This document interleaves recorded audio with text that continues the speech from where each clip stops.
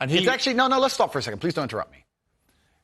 Here's why I know why you're good at your job. First, you interrupt people a lot, which is good. It's a good skill. Actually, and then there you go, prove me right. But here's exactly and the timing's good. Here's exactly what I do.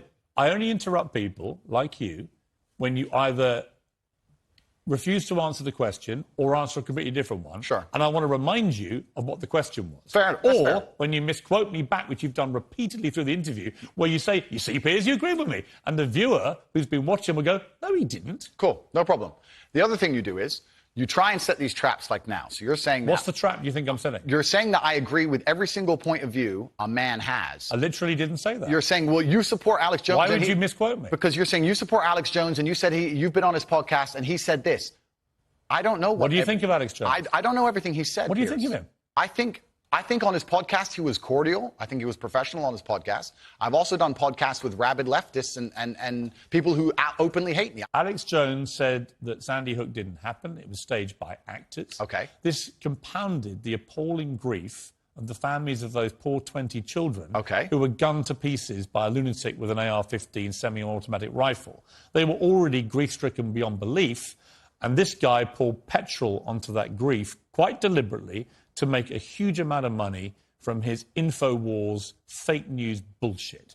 And as a result, a lot of the families have now sued him, and they've won, and he's going to have to pay back tens, maybe hundreds of millions of dollars in damages to these families. And quite right, it won't do anything about the pain he caused them. Some of them actually had people turn up outside their houses with guns because Alex Jones had told them that these parents were making it all up. They were all staged actors. It was all run by the government. So I simply say to you, now I've told you that, what is your view of Alex Jones? I don't see why any of that has to do with me. It's very interesting. I've done the guy's podcast. I know him well. He was professional and courteous to me. When I meet somebody and they show me respect, I show them back. Respect. That's what I do, as I did with you. You respect him? If somebody shows me respect and is courteous to me, I'm courteous back. It's lame and let's move on. If Putin had a podcast, would you go on it? Sure. You would? Great. I've done a bunch of podcasts with people who are advocating for things that I do not agree with on every single level. In fact, most of my podcasts are me disagreeing with people. So it's completely crazy that you're trying to lump me in with that. That's cheap. That's cheap. You are completely misconstruing the point of what I'm saying. I think deliberately. No.